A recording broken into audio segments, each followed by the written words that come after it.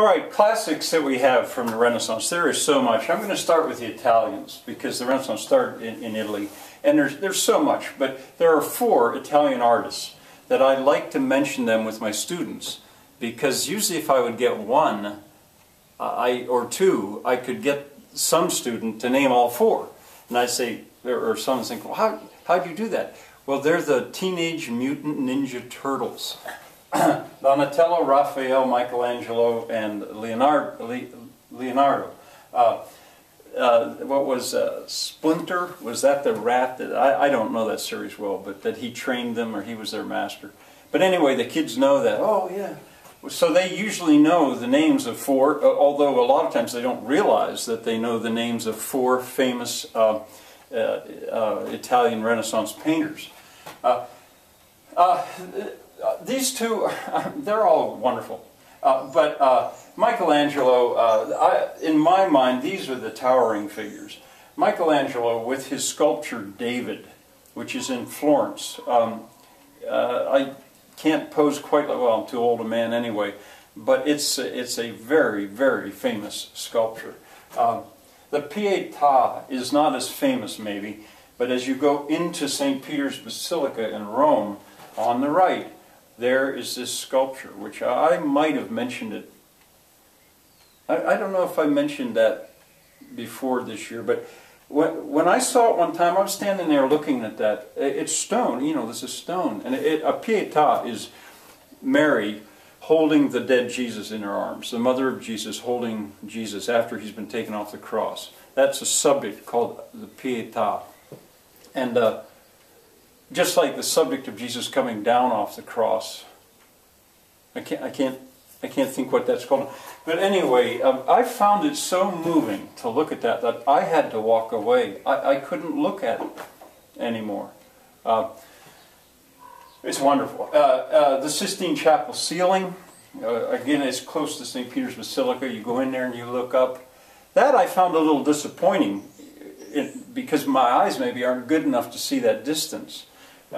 But if you look at it in, well, you know, if you just go on Google, if you look at the images separately, there's ways of seeing it. It's wonderful.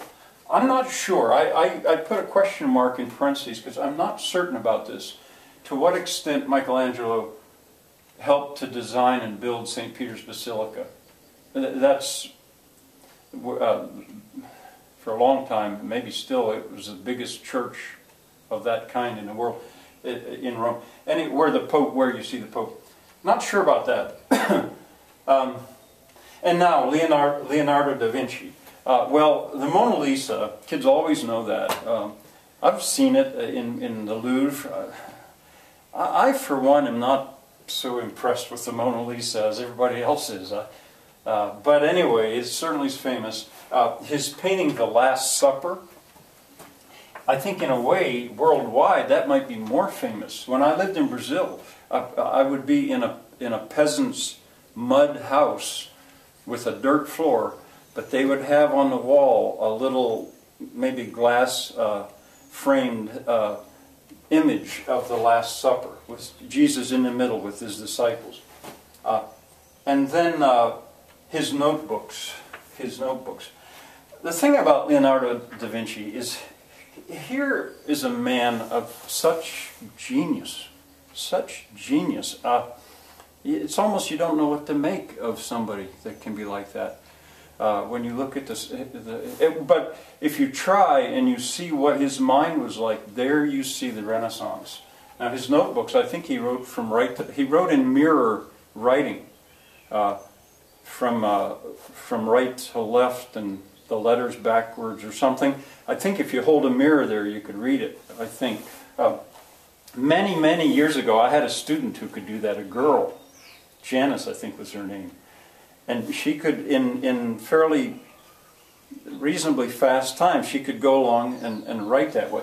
Anyway, he kept his notebooks like that, and his sketches of machines he imagined, and his studies of water and how water flowed. It's just, he's astounding. I mean, he's a Renaissance man, certainly. I'm not sure to what extent he was an athlete or a hunter, or a musician. I don't know. But the fact that his mind went so far beyond just being a painter. Oh, and by the way, Michelangelo, I should have said about him, I think he wanted to be a sculptor. And it was called The Agony and the Ecstasy, is a movie that was made about the tension between Michelangelo and the Pope at the time.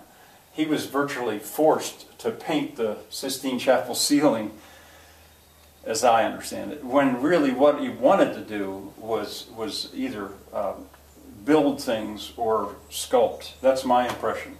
So much of the stuff I tell you, you go check and maybe you'll find out I had it wrong, which is fine. Send me a comment. See you tomorrow.